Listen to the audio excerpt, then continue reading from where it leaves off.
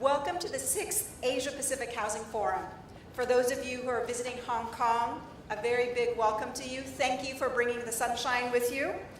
I'm Wan Ha, a consumer and healthcare editor for Bloomberg News. I'm a journalist now, but I was a child refugee whose family relied on public subsidized housing as a child. And it wasn't very long ago when my relatives in Vietnam were actually still living in thatched huts. So like many of you, this is an issue that's very personal to me as well. And I'm very excited and humbled to take part in this very important discussion of affordable housing. And it's an issue that's obviously the top policy concern for many folks here living in Hong Kong, as well as many of you across the Asia-Pacific region. Now I'd like to introduce you to Rick Hathaway. He's Habitat for Humanity's Vice President for the Asia-Pacific region, to say a few words to us.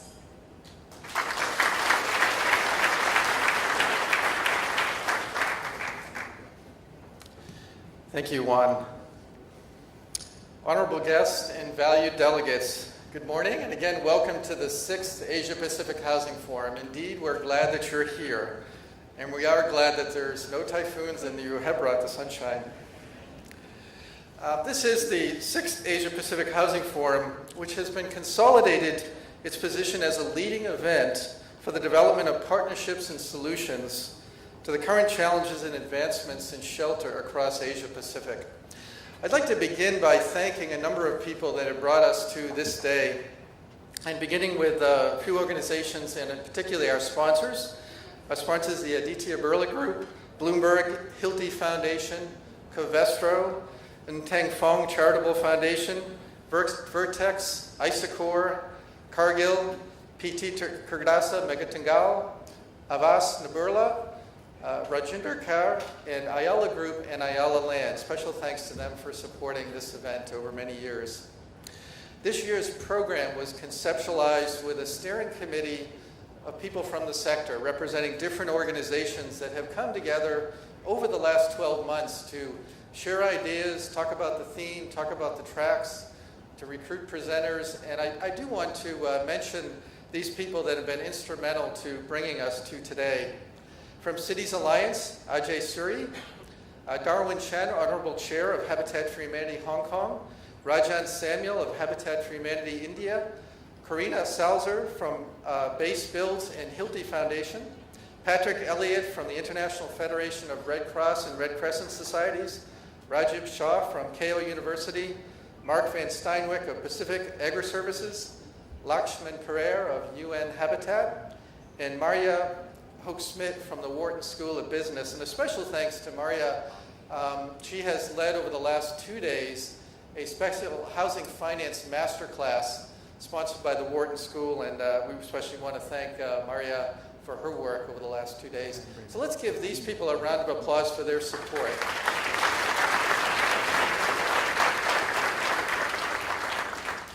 Also, special thanks to our media partners, Asian NGO, DVEX, and Developing Smart Cities, and our forum partner, Asia Venture for Philanthropy Network.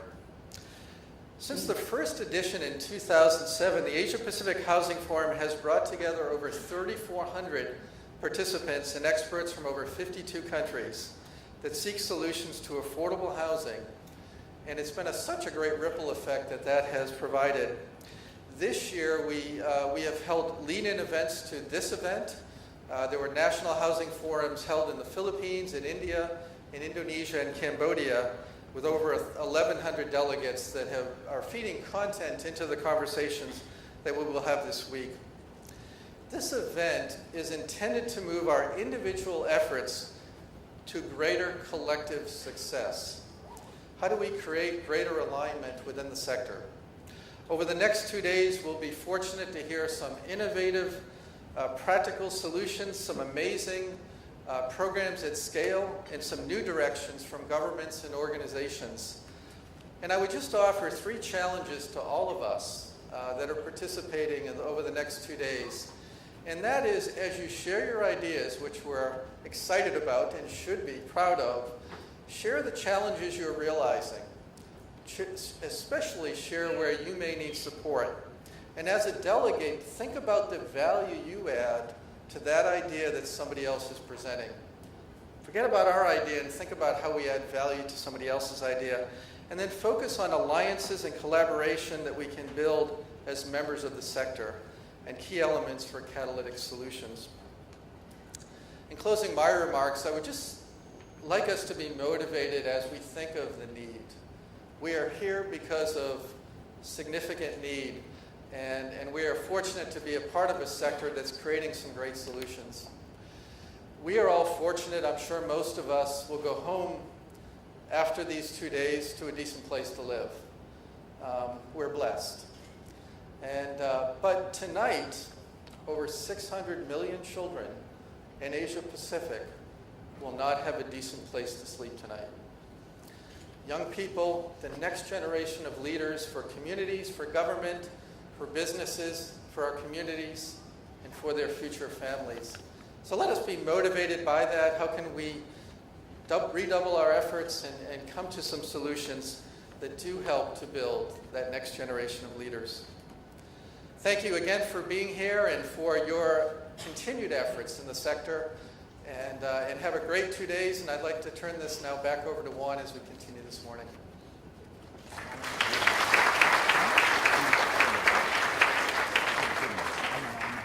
We have two very distinguished speakers with us this morning to help us kick off our discussion of housing at the center.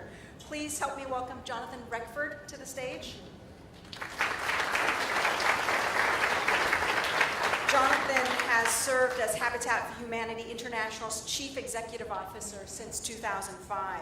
He began his career on Wall Street and held executive and managerial positions at Goldman Sachs, Marriott, Walt Disney, and Best Buy. And prior to joining Habitat, Jonathan served as an executive pastor of a 4,000-member church in Minnesota. Welcome. We are also very lucky this morning to have our next speaker here with us. Please help me welcome to the stage Chief Executive of the Hong Kong Special Administrative Region, the Honorable Mrs. Carrie Lam Cheng Yut Ngor.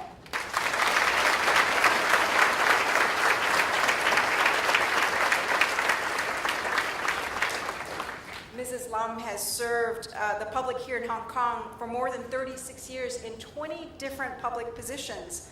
They're too numerous to name a few, but as Director of Social Welfare, Permanent Secretary for Housing, Planning and Lands, as well as Director General of the Hong Kong Economic and Trade Office in London, and Permanent Secretary for Home Affairs. Thank you so much for being here. I'd like to now invite Jonathan to share some remarks with us.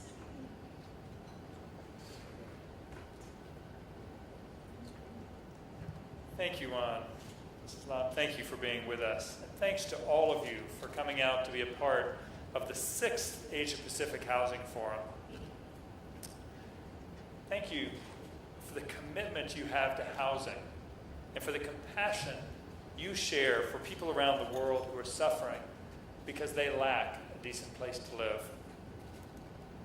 All of us gathered here today recognize the ripple effects created by inadequate shelter.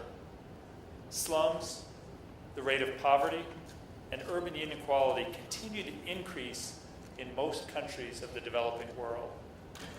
Certainly, housing conditions in Asia Pacific demonstrate both challenges and opportunities for more sustainable urbanization.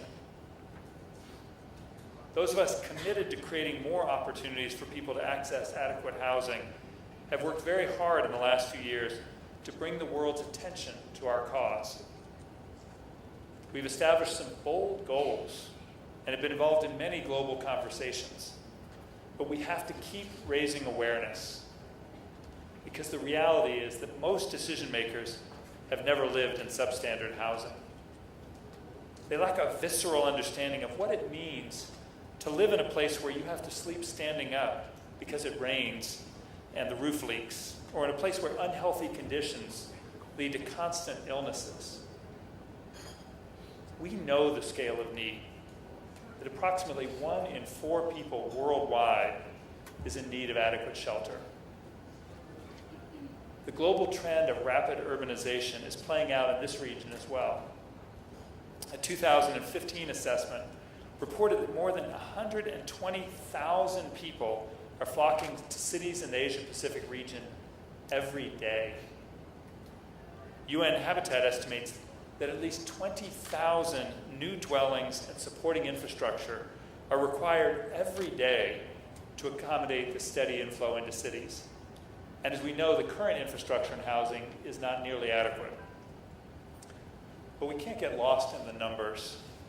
Our work is about people and communities. As philanthropist Melinda Gates said, you have to let your heart break. And I would add, you also have to let it burst with gladness. At Habitat, I've walked alongside a family in Cambodia who examined the concrete walls of their new home and cried tears of joy because no water was dripping inside during a storm.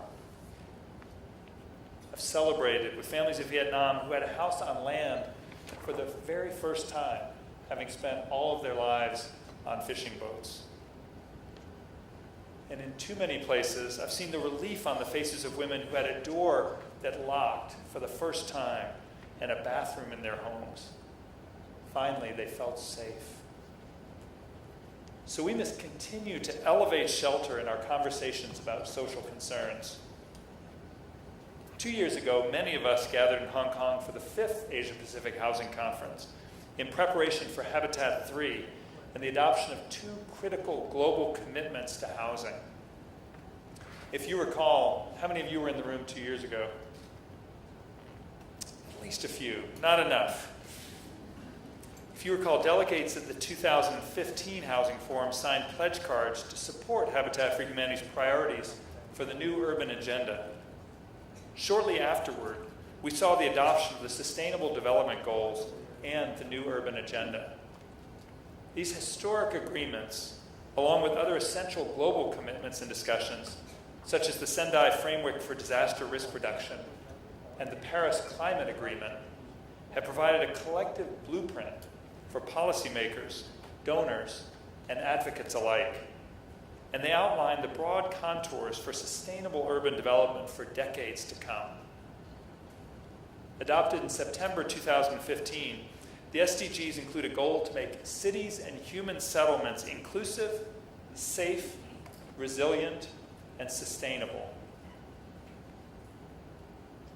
In addition, they include a target to ensure access to adequate, safe, and affordable housing for all by 2030.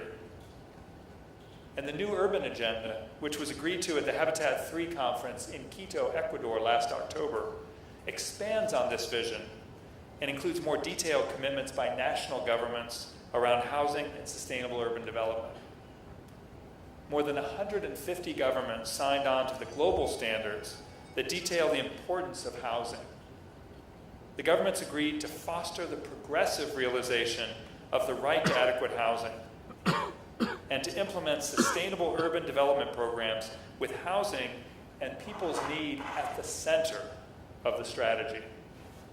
They will seek to develop appropriate and affordable housing finance products to invest in affordable and incremental housing in all its forms. Now, we greatly applaud all these commitments, but they're also voluntary, and their implementation is not guaranteed. It will take partnership and mutual accountability, political will, resources, innovative approaches, and a sense of urgency to bring about real and lasting change.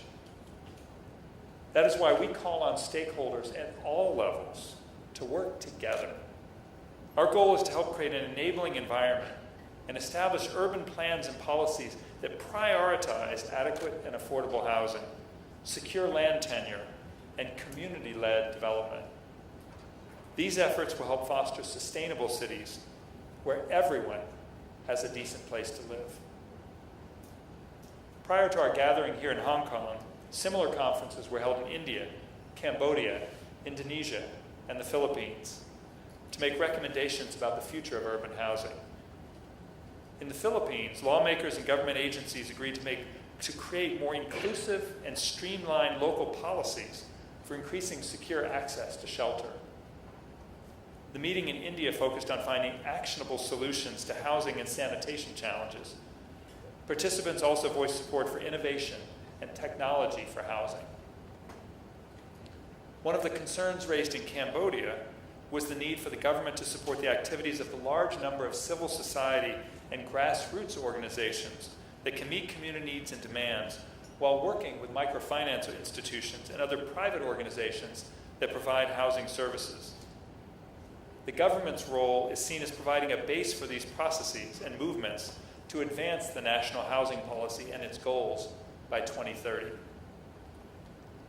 The Indonesian Forum, attended by about 150 people, focused on the importance of bringing together government, nonprofit, corporate, and academic stakeholders to create opportunities for low-income communities to be empowered by having affordable homes.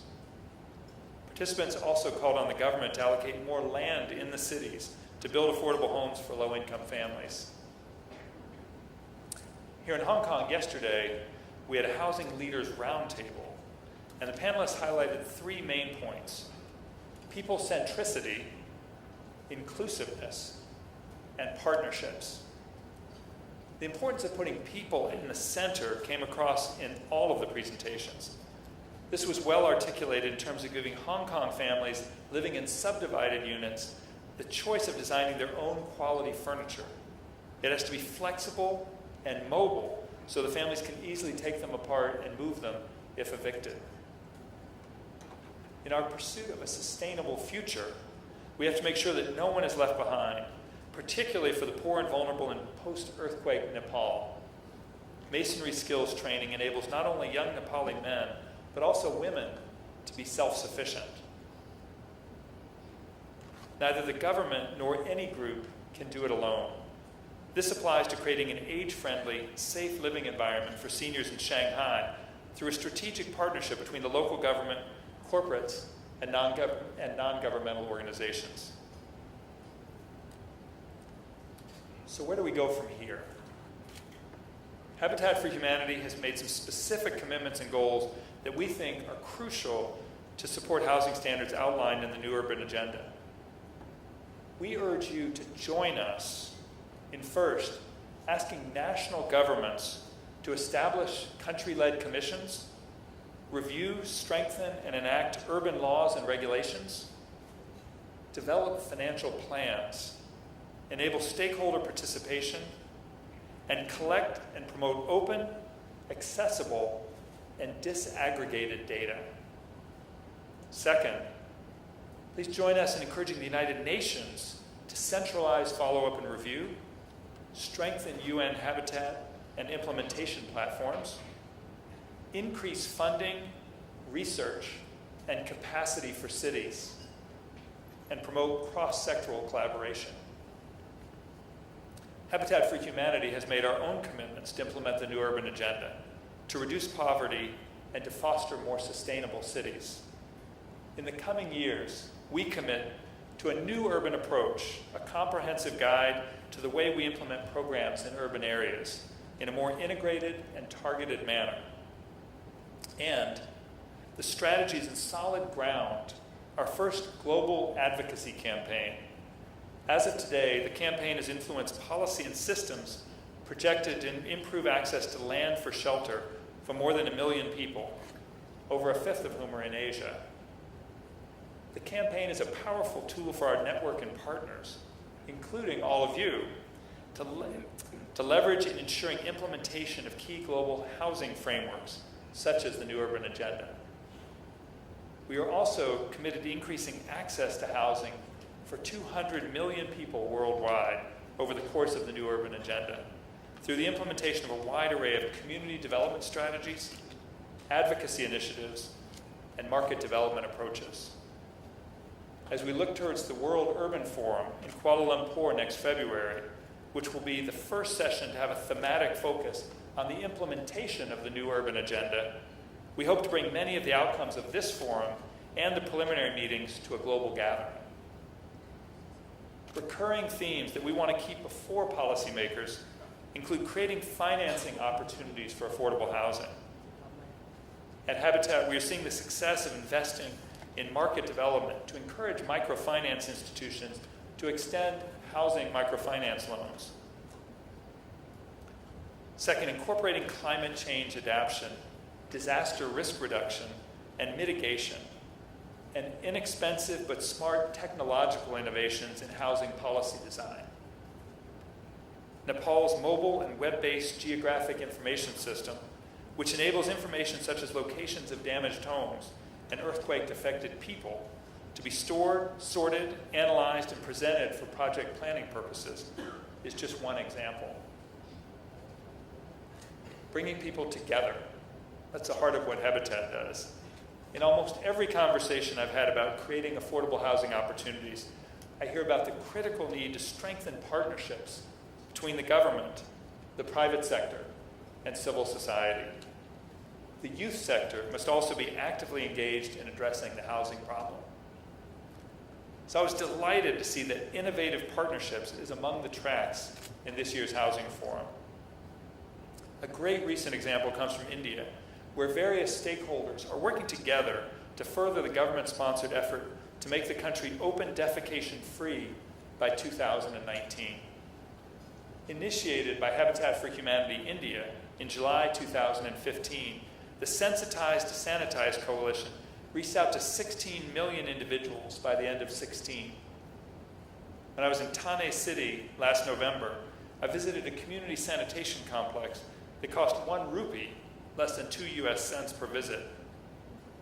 Community members use smart cards for payment and can earn points through the use of those smart cards for access to discounted or free medical services operated by a local Habitat partner, a teaching hospital that runs a mobile clinic there. Another partner installed solar panels that power the jet pumps for the toilets, as well as the security cameras. A women's group in the community will run the sanitation complex, hiring a person to clean and maintain it. This model is being replicated, but just in Thane alone, there's a need for 500 of these centers. All of us want to see this kind of collaboration take root throughout this region and around the world. We want to put an end to the suffering and make decent housing available for all. To do that, we've got to make the invisible undeniable, the neglected unforgettable, and the inconceivable possible. Please join us in that effort. Thank you.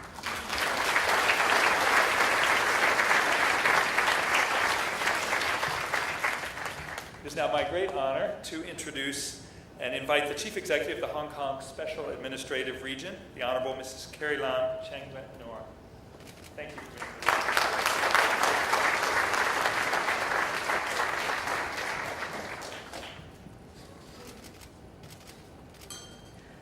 Good morning, distinguished delegates, ladies and gentlemen. Today it gives me great pleasure to take part in the Asia Pacific Housing Forum, the 6th one, hosted by Habitat for Humanity. It has been over 5 years since I last attended a Habitat for Humanity function on its campaign to improve the stilt houses in the fishing village of Tai O on Lantau Island, also upon the invitation of Darwin, Honorary Chairman of Habitat for Humanity Hong Kong. As some of you may know, Darwin is a former government colleague who has never given up serving Hong Kong since retiring from the civil service almost 2 decades ago. His passion and commitment to Hong Kong are simply admirable. Indeed, passion and commitment, plus what I call empathy, are what I regard as the essential virtues of a public servant. As housing is a top priority of this term of the Hong Kong Special Administrative Region government, and experts and professionals are gathering here together in this forum to seek better solutions to housing issues. Let me just illustrate how my government's policy towards housing is to be driven by passion, commitment, and empathy. First of all, housing has always been one of the most important livelihood issues in many societies, especially in a place like Hong Kong, where land supply is constrained, whereas demand is abundant because of our being an international financial, trade, and investment center. Our housing policies have evolved over the past 6 decades. While much has been achieved, it is still an issue that we are struggling with. Opinion polls conducted from time to time highlight that this is the number one problem that our people want the government to address. From a governance point of view, suitable or decent housing for all is widely recognized as the foundation for a stable society. Let me start with some basic figures on the housing landscape in Hong Kong.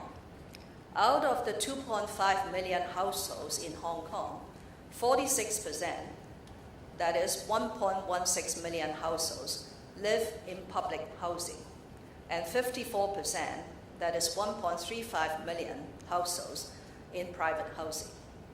Of the 46% in public housing, 31% are in public rental housing, or PRH in short, while 15% are in subsidized sale flats, or SSF in short.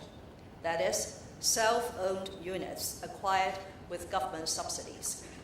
In terms of ownership, about half of our households are living in owned properties. There are two main types of public or government-assisted housing in Hong Kong, that is PRH and SSF. Based on the prevailing eligibility requirements, a four-person household earning less than 27,050 Hong Kong dollars a month is eligible for PRH, whereas a four-person household with monthly income up to 52,000 Hong Kong dollars is eligible for an SSF. This income limit of 52,000 Hong Kong dollars is actually close to the income of the top 20% of all households in Hong Kong. Beyond those prescribed income limits, and of course we also have asset limits, families would have to look to the private housing market to meet their housing needs or home ownership aspirations. Public rental housing is the first step on the housing ladder. It is the primary housing solution for low-income families who cannot afford private rental housing. PRH is mainly provided by the Hong Kong Housing Authority. It is a statutory body established in April 1973 and a key partner of the government in providing and managing the vast majority of the public housing flats. There is a persistently strong demand for PRH. As at end June 2017, there are 150,200 general applications and 127,600 non-elderly one-person applicants on the waiting list. That is in total close to or exceeding 280,000.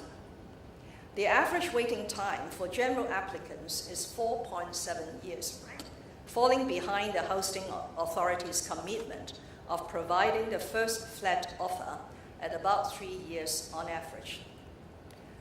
The Housing Authority now has a total PRH stock of some 800,000 units. Many of these PRH tenants have over the years increased their income or accumulated wealth to move up the housing ladder. To meet their home ownership aspirations, we have resumed the home ownership scheme and are selling flats at a discount on market value to the more well-off PRH tenants, as well as non-PRH eligible families. We have also introduced one pilot project of selling subsidized flats exclusively to PRH tenants, the so-called Green Form Subsidized Home Ownership Scheme. All these sales were all heavily oversubscribed, clearly proving the demand for home ownership. Driven by a passion to better meet our population's housing needs and aspirations, in light of the surge in property prices, which are now at their historic high, recording an increase of 20% year on year, I have promised in my election manifesto to enhance the housing ladder with a focus on home ownership. Practically, this would mean A, increasing the supply of flats under the Green Form Subsidized Home Ownership Scheme to allow and induce PRH tenants with sufficient means to become homeowners, thereby also vacating their PRH units for others on the waiting list, many of whom are living in poor housing conditions. And B, introducing a new form of subsidized sale flat called starter homes for Hong Kong permanent residents aspiring to buy their first flat, but whose income exceeds that applicable to the home ownership scheme, and who are finding private housing prohibitively expensive. And this will reignite their dream to afford a home in Hong Kong. These ideas of mine to rebuild a housing ladder are not entirely novel.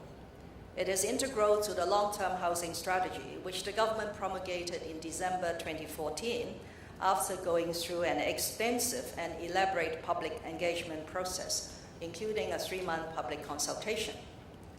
Indeed, the long-term housing strategy has advocated a supply-led approach, which requires that we anticipate housing demand and plan ahead for land supply, so as to allow time for public housing construction and making land available for private housing development.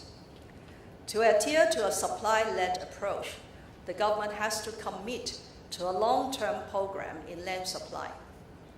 Planning studies and projects to create land for housing development should not be affected by economic cycles or fluctuations of the property market.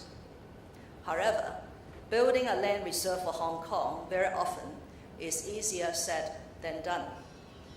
Our major challenge lies in the acute shortage of what I call developable land in Hong Kong. In the last 2 terms of governments, efforts have been made to expand land resources through a multi-pronged approach. In 2011, the Development Bureau I then headed launched a public engagement on enhancing land supply strategy. We undertook studies on the use of underground space and the development of rock caverns, as well as reclamation outside the Victoria Harbour, in order to help build up a land reserve. That was almost 6 years ago. And where are we now on reclamation? Very little progress. Having been involved in some of these exercises, I have come to the view that Hong Kong is not short of land or the options to provide more land. What is lacking is a broad consensus on where the land should come from.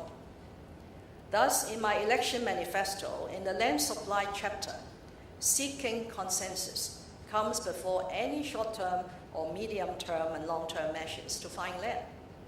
I said to find more land to tackle the housing problem, we must draw on the collective wisdom of society and recognize the need for compromises and give and take in order to find a solution that benefits the community as a whole. To help us build this community consensus, I appointed a task force on land supply last week, which actually is going to have its first meeting this afternoon, to take a macro review of our land supply options and to try build community consensus through rational debate in society. I'm confident that the 30-member strong task force comprising 22 non-official members from relevant professions, think tanks, and community organizations can help us map out the way forward. Let me assure you that there is no shortage of commitment and courage on the part of the government to tackle this long-standing concern of our population. At the introductory paragraph to my manifesto, I said I come from a grassroots family and did my homework on a bunk bed when I was a student. So when Jonathan mentioned that many policymakers do not know exactly the housing conditions or the standard when they devise policy, I count myself as an exception. As a result of the housing and land shortage, thousands of young children in Hong Kong are now living in what we call subdivided flats, and like me, have to do their homework on their bed. Others are living in converted units in industrial buildings, which carry fire risk. That strong sense of empathy has urged me to find early solutions in the same way that the previous generations have made tremendous efforts in developing Hong Kong and provided me with many opportunities.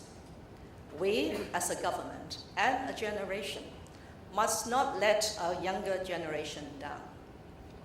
Before I conclude my speech, may I take this opportunity to thank Habitat for Humanity for choosing Hong Kong as a venue for hosting this event. And let me do not forget the 600 million children that Rick mentioned living in poor conditions in the Asia-Pacific region, and the many thousands of children in Hong Kong living in these subdivided flats as we find compromises and solutions to the housing problem. I agree entirely with what Jonathan said. We had to make the invisible undeniable. So one of the first questions I'm going to put to the task force this afternoon is, ask society, when we have thousands of children living in those appalling living conditions, can we not really do some reclamation outside in Victoria Harbour? Can we not really explore using some of the margins of the country park? Can we not enhance our efforts in resuming land and clearing some of the cottage areas in the rural NT to provide decent housing? These are questions that we all must answer. We look forward to sharing some of the innovative solutions that will emerge from discussions at this forum. I wish you all a wonderful event and a very nice day in Hong Kong. Thank you very much.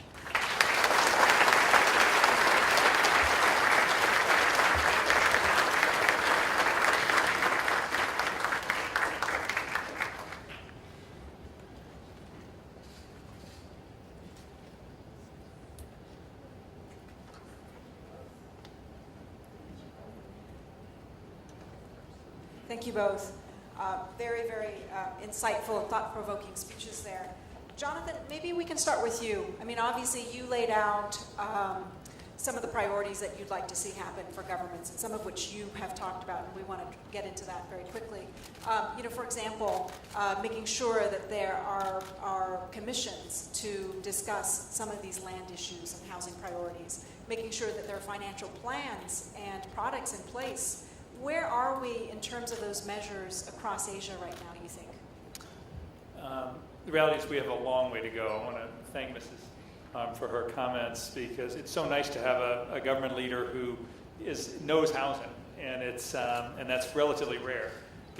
Too often housing is delegated within national governments, and often not a power position within cabinets or priorities. I think we're, from a policy perspective, as you just heard very eloquently, it all starts with land. And what's happened is all across Asia and truly all across the world, land hasn't been allocated ahead. And so then we end up with informal settlements and slums, because you can't stop people from moving to cities. Cities are great economic engines, and people are going to come for the jobs and the economic opportunities. But if we don't plan ahead, so the painful reality is the cities weren't designed for their current populations, let alone their projected population. So it really does start with land. If you can solve the land, so much of the cost isn't really in the building, it's in the underlying land. So if we can tackle land. The other thing I think will be really helpful from a government policy perspective is often they segregate housing from a budget perspective, and it's expensive and hard. But if you look at the investments we make because we don't deal with housing, we pay for that in a whole series of other investments in healthcare and education and others, because we know if we provide better housing, then children stay healthy, they do better in school, and then they're self-sufficient. So in some ways, I think if we could actually think about a more holistic view of budgeting, it would be easier to allocate more to housing, but it really starts with land. Yeah, and I think land is obviously crucial. You've highlighted that in your speech. I think this task force, I know many people here would be really excited to hear that the task force work is kicking off today. How do you translate what is going to happen at the task force into really meaningful policies that will result in change when it comes to housing? How do we guarantee that that will happen? Actually, my expectation of a task force is really to deliver a broad community consensus. We have the policies, we have the measures, we have the money, we have all this construction capacity. We just don't have community consensus. Just for those who are familiar with Hong Kong, we are a city of 1,100 square kilometers, of which only 1/4, around 25 to 26%, have been developed. And we are surrounded by waters. And within the 26%, only 7%, that is 7% out of 1,100 square kilometers, was used for housing. So again, borrowing what Jonathan used to end his speech, we have to, this is not inconceivable. This is very possible, as long as there is a community consensus for the government to take matter forward, and that is to form the land, to build the houses. Are you confident that a consensus will develop? I mean, obviously this is a conversation that's been happening for decades here. What's different this time around? Well, I'm an optimist, but I actually am not very confident. And that's why when I was listening attentively to what Jonathan said when he appeals to nations to do this and that, there's one thing you better appeal to the Hong Kong people or the Hong Kong SL government, is we need rationality. We need rational debate. Well, okay, there are things that people don't want to see, and there are things that people value and treasure. But at the end of the day, it's a give and take. We need to move ahead. So I hope that by displaying that pragmatism and appealing to people's rationality this time around, we will succeed. Because I mentioned briefly in my speech, what the task force is now going to do has actually been done 6 years ago by me as a Secretary for Development. I still remember the day when I launched extensive debate with beautiful jigsaws showing that there are 6 ways to farm land in Hong Kong. But 6 years have passed. I don't think in the intervening 6 years we have a single reclamation. And just before Legislative Council finishes their business in July, we have a project to reclaim land in Dong Chong, which will provide several tens of thousands of units. And that have not been approved. What would be to you the markers of progress as this task force meets, as your administration discusses housing policy? What to you in a year would be, this would be like a top 3 goals that you want to see happen in a year from now? Well, again, it brings me back to the same point, and that is give me a sort of broad basis for us to roll out our projects and plans to form land. And the housing ladder, I hope to be able to construct this housing ladder again within 1 to 2 years' time. So by perhaps 2020, we will have on the one hand the sources of land, on the other hand the housing ladder, that is the policies. And then what remains for us to do is to build and allocate, and life will become simpler. And all these children that we are so concerned with will have a hope to improve their living conditions. Great. I wonder, just in terms of, unfortunately our time is very short, in closing thoughts, I wonder, Jonathan and Mrs. Lam, are there things that you think Hong Kong could take away, lessons or examples from the region that would apply here, that make sense here? I think I like the view of pragmatic, and we're pragmatic as well. And sometimes I think idealism can get in the way of actually getting things done. And I'm very idealistic, but it really does take a multi-sector approach. And often, what's sometimes missing is the voice of the community. So we need the public sector, we need the private sector, and we need the community designing the approach. And then sometimes I think we've seen mandates from the government, but they have to work for the private sector has to be able to make a return. And then sometimes we celebrate public-private partnerships, but if they don't have community engagement, we can end up with units but not healthy communities. But I would say there are, it's really tough. Singapore is probably the shining example for the world in terms of being the furthest ahead on allocating land all the way in a very small. It's a unique scenario, so it's not easy to replicate what they've done. But the sad truth is every megacity in Asia Pacific is struggling to house their people. So it's something Hong Kong's certainly not alone in. I think partnership is something that we should really promote more, especially in Hong Kong. When I look at some of the Habitat for Humanity projects in all over the world, there's always this spirit of partnership, because just one party is unlikely to come up with the best solution, but working together, this is what I mean by collective wisdom, working together, then we could find a better solution. Great. Thank you both so much. This is really the starting point of discussion that obviously will take place today and tomorrow. It now gives me great pleasure to invite Michael Lai, the chairman of Habitat for Humanity Hong Kong, to say a few words.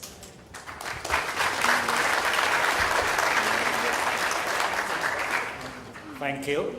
Carrie, my good friend, Jonathan, Juan, Darwin, distinguished guests.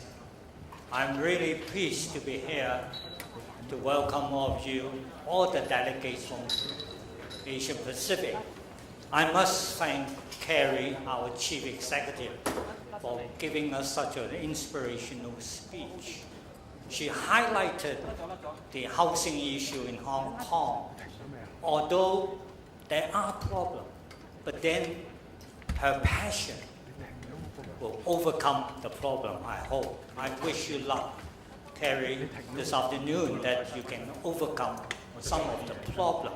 You talk about consensus, which I believe is important. So we hope Hong Kong can set an example for other parts of the Asian Pacific. Carrie and Jonathan's path crossed one another twice. This is the second time their path crossed, because last time Carrie talked about the tile built. I remember in the evening, she also presented a very good speech at our gathering. And we have helped the people in Taipo, in furnishing their stilt houses. That is the first time. Now the second time we see their paths cross again because of this housing forum. And I can see the common theme is that people should come first. Despite many of the issues, many of the problems we see. When Carrie was a director of social welfare, I was head of a big organization in Hong Kong, and we also discussed many of the issues in Hong Kong. I can see the light at the end of the tunnel when Carrie became our chief executive because of her passion and so on. Jonathan, I also thank you for giving us a very inspirational speech.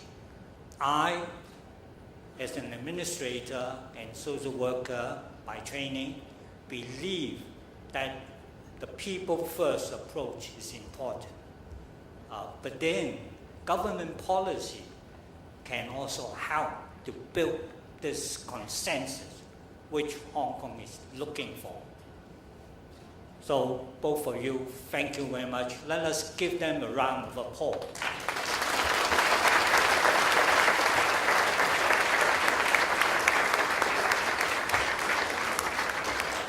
Before closing, I must thank all the delegates for coming all the way here and to give us good idea.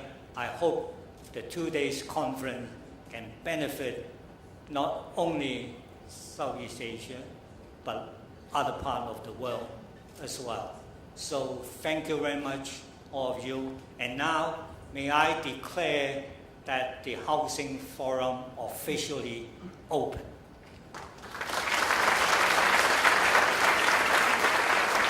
One how I've forgotten to mention you. Thank you very much.